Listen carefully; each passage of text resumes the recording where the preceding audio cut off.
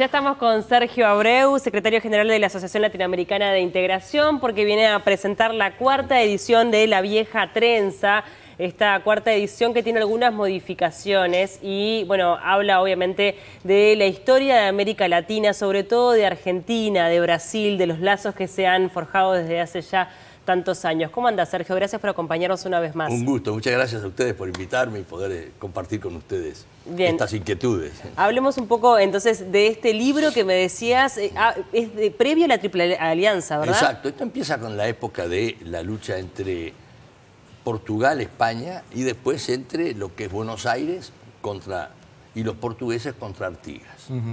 Que justifica que de alguna manera cómo es que nosotros como provincia oriental, que también fuimos provincia cisplatina de los portugueses, de alguna manera todos estos países están dependiendo de los dos grandes países. Como digo yo, que los países pequeños no son una condición, son una profesión.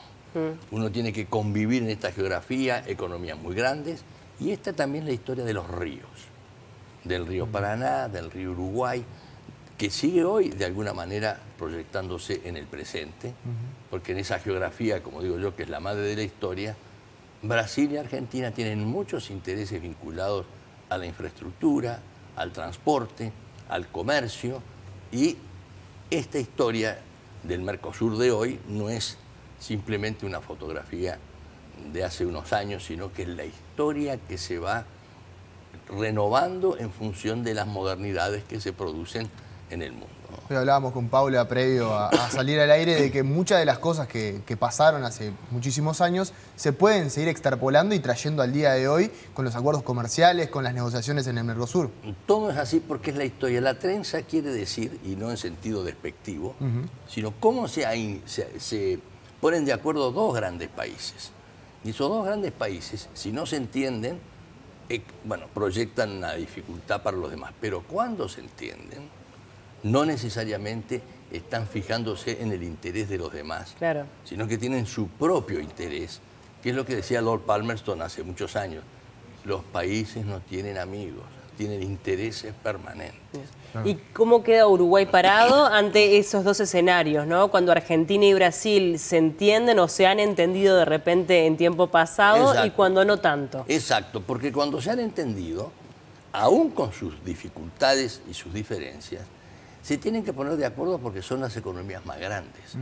Yo lo diría en forma muy simple, Argentina y Brasil están condenados a entenderse. Entonces, en este tema, incluso hoy con el Mercosur, si no dialogan y se ponen de acuerdo los dos grandes países para impulsar el proceso y profundizar, va a pasar lo mismo que antes. Cada uno va a actuar o a su forma, pero el día que tengan una dificultad, van a privilegiar su entendimiento entre ellos y no tomar en cuenta lo que puede legítimamente aspirar un país más pequeño. En los procesos de integración hay una cláusula que no existe en el Mercosur, que es contemplar la diferencia económica, la asimetría. Si un país es más chico, generalmente se le da algún beneficio para poder compensar. Por ejemplo, Brasil tiene 215 millones de habitantes.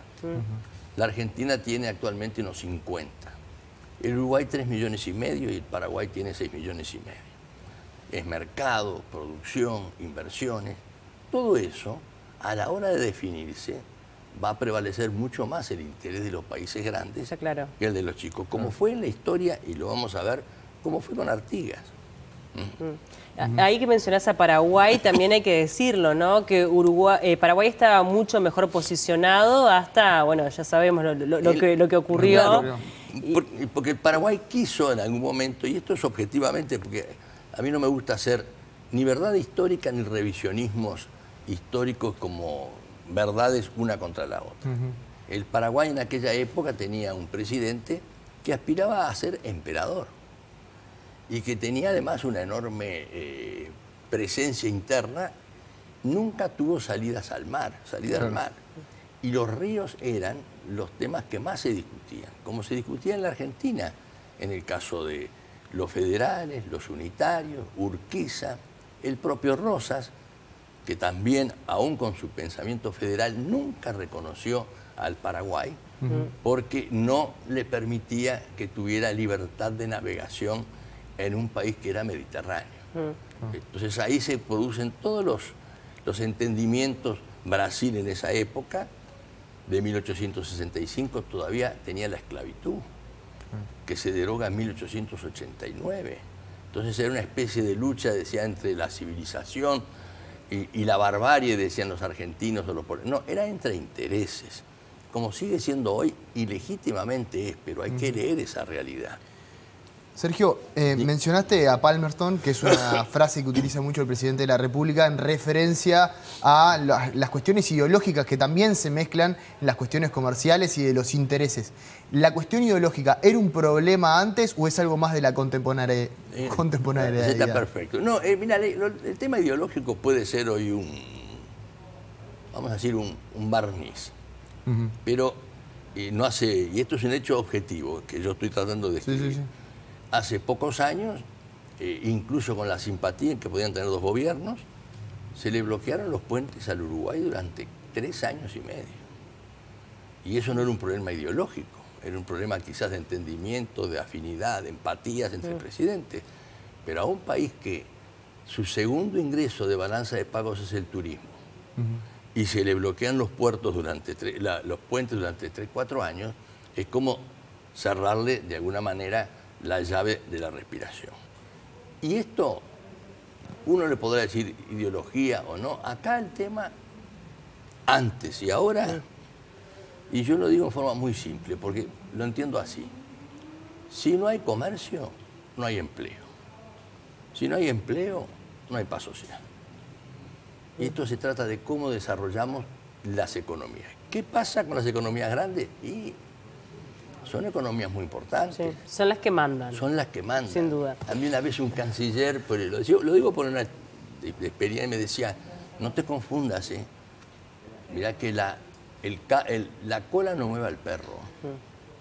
Es decir, la cola era el Uruguay, el perro eran los países grandes. Claro. ¿Cómo fue que hiciste la investigación para este libro? Que ya tiene unos años, porque como dijimos es la 4ª edición. ¿Y qué adaptaciones hiciste en esta última edición? Yo he leído mucho todo esto porque me gusta y a veces uno no... Yo soy académico de la historia, entonces como soy... Pero no un profesor, he hecho muchas investigaciones y hay algo que ha pesado mucho en mí. Quizás ustedes... Yo soy uruguayo. Sí. Mi padre era paraguayo. Mi bisabuela era argentina y mi bisabuelo era brasileño. Entonces, eso voy leyendo y voy buscando incluso esas raíces de cómo se produce la emigración. Mi padre un inmigrante que vino al Uruguay a estudiar como tanta gente y me decía, yo te doy el estribo, pero si el caballo te tira es un problema tuyo. Todo eso me permitió ir viendo cómo el Paraguay ve los problemas desde ese punto de vista, cómo los brasileños, cómo Río Grande del Sur tiene sus características. El Mato Grosso acá es muy importante porque es precisamente la llave estratégica del Brasil en la navegación del río para el norte. Y cuando vamos a ver todo esto en Urquiza y en Magua, que son las dos figuras que yo identifico, son dos empresarios argentinos y brasileños, Magua sobre todo.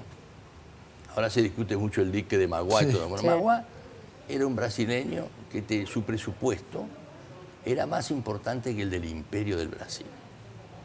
Y Magua fue el que sostuvo al Uruguay, su financiamiento, sus puentes, sus cosas. Una figura extraordinaria. Del otro lado está Urquiza, propietario de 100.000 hectáreas, perdón, de 1 millón de hectáreas, 100.000 caballos. Y entonces cuando había que negociar entre Brasil y Argentina, negociaban con Urquiza, le compraban 30.000 caballos, tenía una expresión, y esos intereses prevalecían sobre lo que podía tener Montevideo en su vieja lucha de puertos, lo que podía tener además el Paraguay en su visión económica, en su aislamiento, y la historia de Artigas, que está 30 años en el Paraguay y no quiere volver. ¿Cómo se van dando los comportamientos de las dos potencias, digamos, de el Mercosur, que son Brasil y Argentina, una vez que los países que están, digamos, por debajo comercialmente y de mercado quieren comenzar a ascender o quieren comenzar a expandirse, como puede ser ahora con el Tratado de Libre Comercio con China. ¿Cómo reaccionan históricamente las potencias, digamos, Argentina y Brasil, ante estas situaciones? Y son los intereses que tienen ellos en particular. Y a veces son distintas visiones. Por ejemplo, una cosa, a ver cómo lo puedo decir para que sea simple, la apertura, que es decir, cómo abre la economía para competir. Y otras economías que protegen y dicen, yo quiero que mi industria se proteja. Bueno, en este mundo tan dinámico, ya los temas del proteccionismo es como estar atrasado en la historia. Claro. Por ejemplo, Brasil, Argentina, Uruguay, salvo Paraguay que tiene otro tema, principal socio comercial es China, sin ningún tipo de acuerdo. Claro. Sí, sí. Entonces, eso es una realidad del mundo. Y a esa realidad del mundo lo tenemos que ir viendo. ¿Qué es lo que pasa con este libro? Aún cuando el mundo ha cambiado, cuando la tecnología y todo lo digital que es arrasa, la geografía juega de todas maneras. En el turismo, en los ríos, en las inversiones, en la zona franca. Claro. Y todo eso, cada país quiere desarrollarse. Claro. Y esto es la vieja trenza, a veces privilegia sus relaciones más importantes que las que puede aspirar un país o un mercado de 3,5 millones de habitantes u otro de 4 millones o 5. Sergio, como hablamos, el pasado y el presente obviamente que están enlazados y todo es consecuencia de... Hoy estamos en una América Latina con un nuevo gobierno dentro de Brasil, un presidente electo, reelecto, no de manera consecutiva, pero que ya ha estado en el poder, me refiero a Lula. ¿Qué pronóstico haces con la llegada de Lula al poder nuevamente? Yo soy muy... aunque parezca, soy optimista en el tema de que el Brasil tiene un piloto automático. No es un país que tenga variaciones muy importantes en su relación comercial. Y además el presidente Lula, bueno, ha sido electo por una coalición. Ya no es lo mismo que un partido político como era antes. Esa coalición y el vicepresidente que fue gobernador de San Pablo, que tiene otro tipo de origen, incluso político y de partido, van a mirar al Brasil desde el punto de vista de su proyección regional y de su proyección internacional. Y yo no creo tanto en esas ideologías, porque ya no existen más esas afinidades. En algún momento pudieron existir. Hoy, si yo tuviera que decir qué es lo que me parece importante para todos nuestros países, la infraestructura, las carreteras, los puertos. Porque hoy si tenemos a China casi el socio principal, van a exigir, por ejemplo, normas de puertos digitales, puertos verdes, y Brasil, que tiene una enorme infraestructura, vamos a tener que buscar cómo nos podemos complementar para que nuestros productos salgan de todos los países, y eso no tiene ideología. Claro.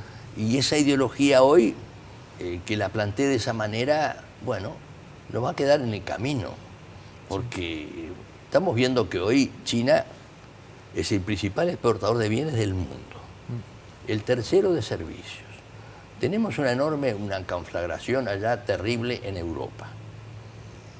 Pero esta trenza, el Mercosur, por decirlo así, es el único bloque que no ha realizado un solo acuerdo, como los que han celebrado México, América Central, Chile, Colombia, Perú, que tienen zonas de libre comercio con Estados Unidos y con Europa. Y nosotros en esta... Y si el comercio no se dinamiza, no vamos a tener posibilidades incluso de tener la inclusión social que queremos. La inclusión es el trabajo en la micro, pequeña y mediana empresa, que ha perdido 30 millones de puestos de trabajo en la pandemia. Sí. También, pensando esa lógica, ¿no?, de comercio mundial, están las grandes potencias, ¿no?, de China, la propia China y el propio Estados Unidos, que compiten entre sí, y allí también hay una carrera geopolítica, digamos, para acordar con América Latina.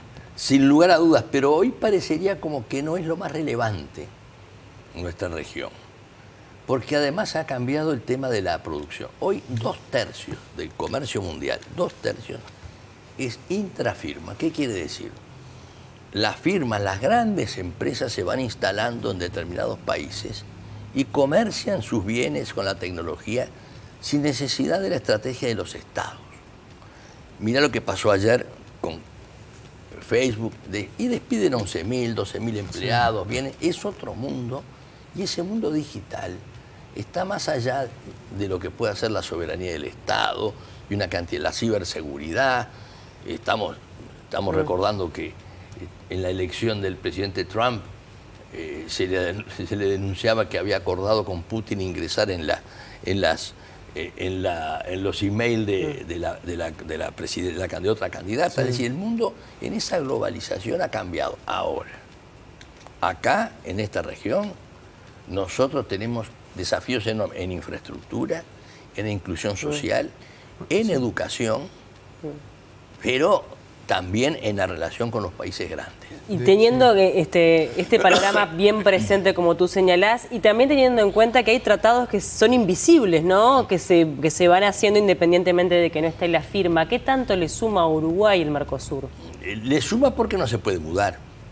Es decir, acá no está la máquina troqueladora. Entonces se tiene, por ejemplo, el canal Martín García, la hidrovía Paraná-Paraguay, donde por ahí sale... Tiene la frontera con Río Grande. A nivel geográfico, entonces. A nivel geográfico, pero ahí hoy es donde están los servicios, por decirlo así, no solo las industrias.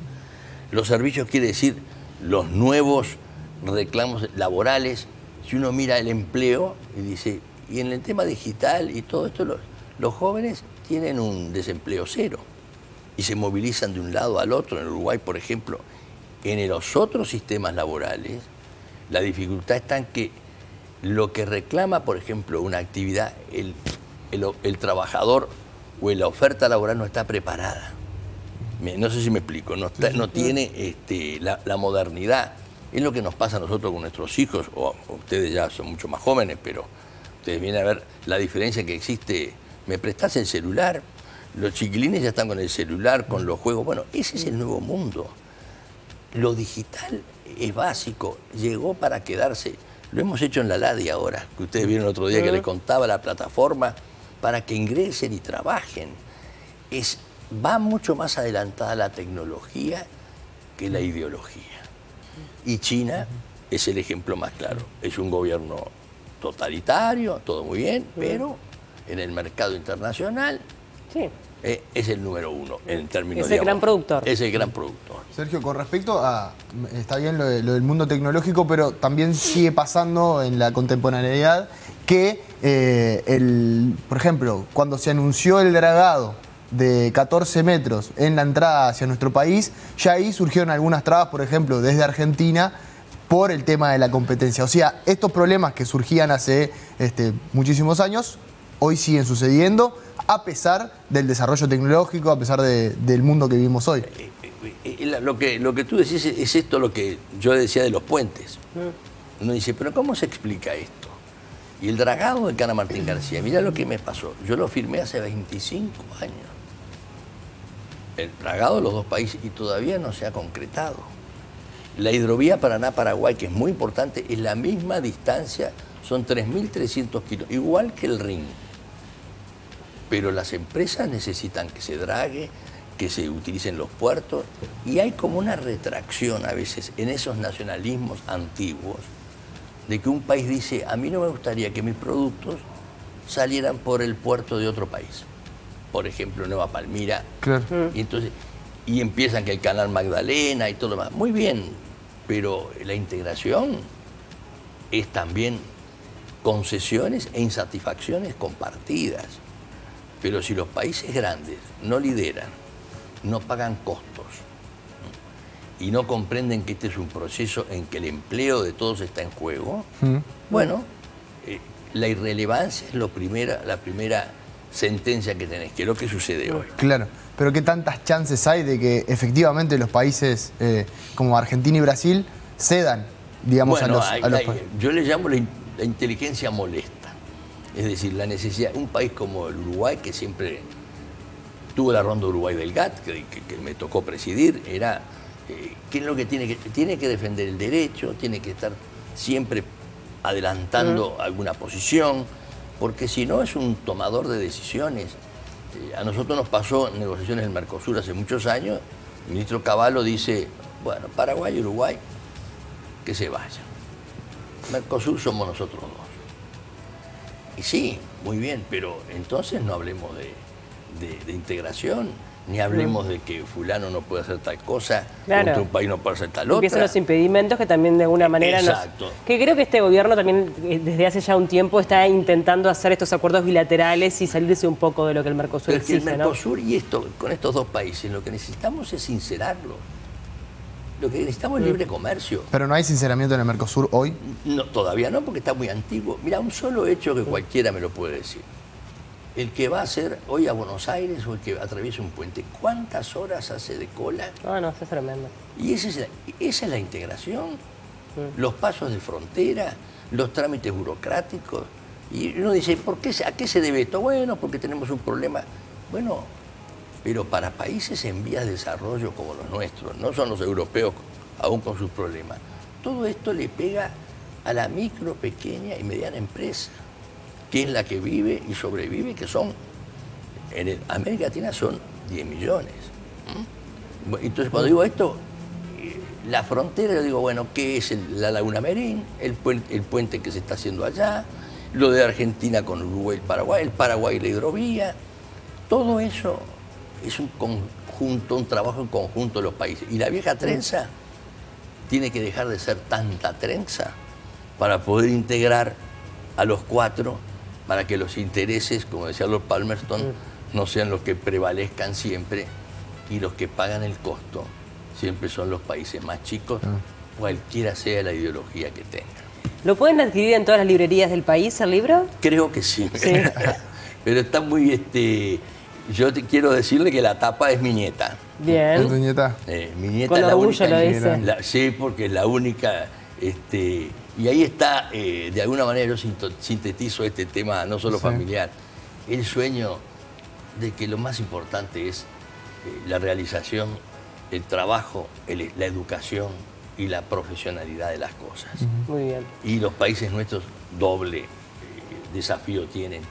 No lo denuncio a la trenza, pero le saco una fotografía y me pongo nervioso. Sergio, muchísimas gracias por estos minutos. Un gusto recibirte. Bueno, gracias a ustedes, un gusto como siempre. Y vamos a ver otra trenza y unas cuantas más. Vamos a ver. Gracias por todo. Gracias.